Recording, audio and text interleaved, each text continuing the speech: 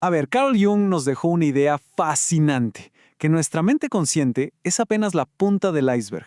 O sea, debajo de la superficie hay todo un mundo invisible, que sin que nos demos cuenta, está moldeando nuestras vidas. Así que en este análisis vamos a explorar precisamente ese territorio oculto usando el mapa que él mismo nos dejó. Y es que, al final, todo se reduce a una pregunta, ¿no? La misma que impulsó todo el trabajo de Jung. ¿Qué fuerzas ocultas moldean nuestras vidas?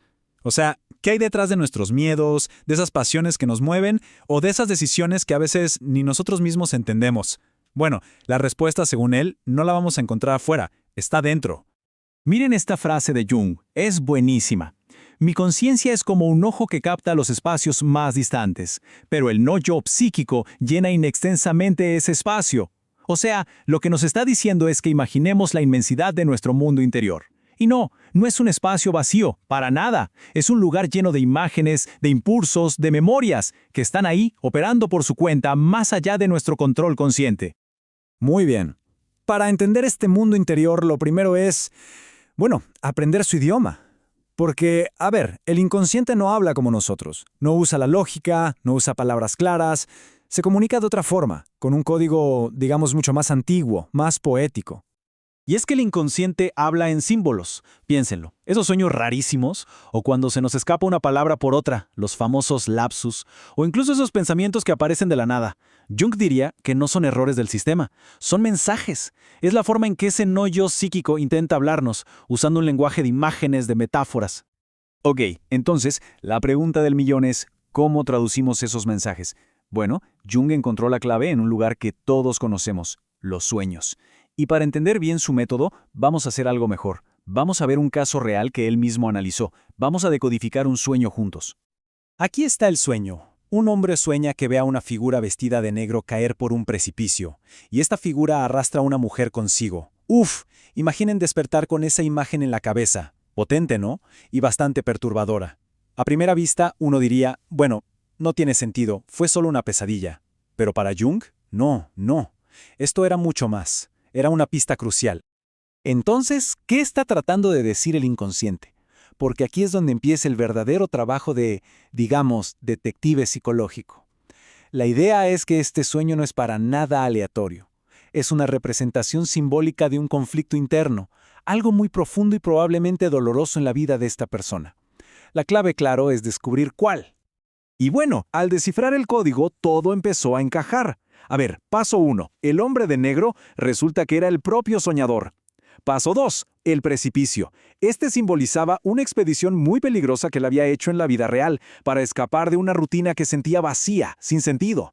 Y paso 3. La mujer. La mujer que arrastraba al abismo era su prometida, la misma a la que había dejado por miedo a que si la llevaba con él a ese clima peligroso, la iba a arruinar. Así que de repente el sueño tenía todo el sentido del mundo. Reveló su desesperación oculta y el miedo a que sus decisiones de vida fueran un camino directo a la destrucción, no solo para él, sino también para la persona que amaba. Era una dramatización de su conflicto. Su inconsciente, literalmente, le estaba gritando una verdad que él, estando despierto, no era capaz de enfrentar. Claro, esto nos lleva a otra pregunta, una más profunda.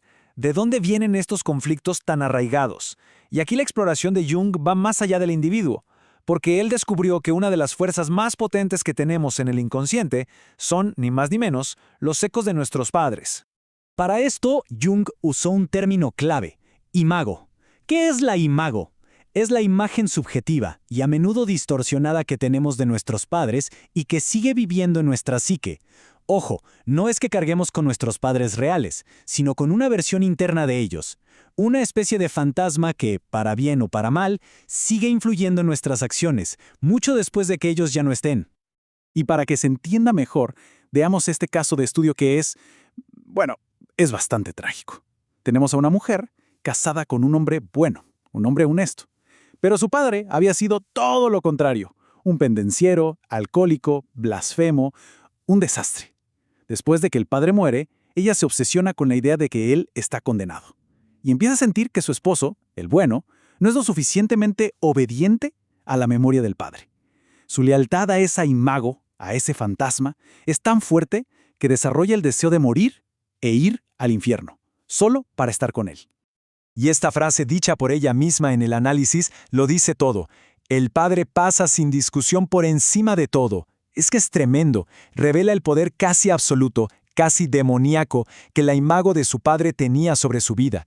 No importaba la lógica, no importaba la realidad de tener un buen marido. La imago del Padre lo eclipsaba absolutamente todo y la estaba arrastrando a la autodestrucción. Pero bueno, la cosa no termina ahí. Ahora vamos a hacer un zoom out todavía más grande. Porque Jung propuso que debajo de nuestra historia personal y debajo de las imagos de nuestra familia hay una capa todavía más profunda. Un fundamento que es universal, que compartimos todos, toda la humanidad. Y aquí entra su concepto más famoso probablemente, el arquetipo. ¿Qué es un arquetipo?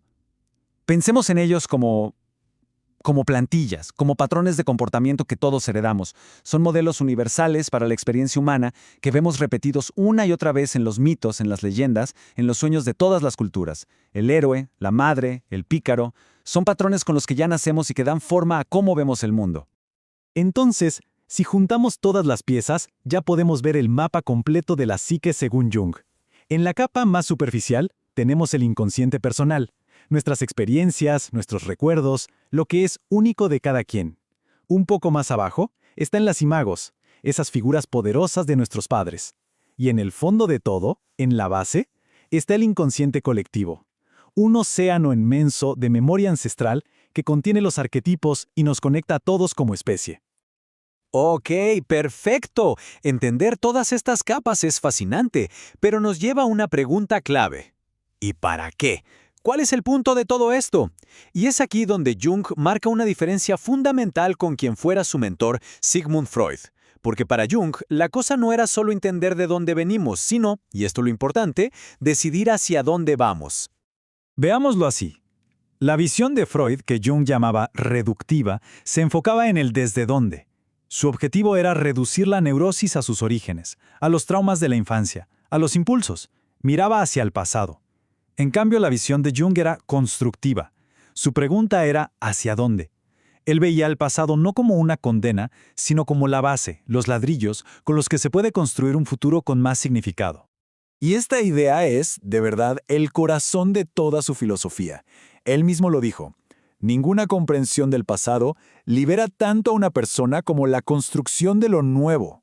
O sea, claro que es útil analizar el pasado, pero la verdadera liberación, la verdadera libertad, viene de usar ese conocimiento para construir activamente algo nuevo. Una nueva dirección, un nuevo sentido para la vida. Y esto nos deja con una última reflexión, ¿no?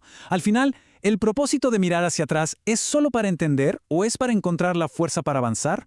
Porque explorar nuestro mundo invisible no tiene por qué ser un viaje para quedarnos atrapados en el pasado. Quizás el verdadero poder de este mapa que nos dejó Jung no está solo en entender quiénes fuimos, sino en darnos la fuerza para decidir activamente quiénes queremos ser.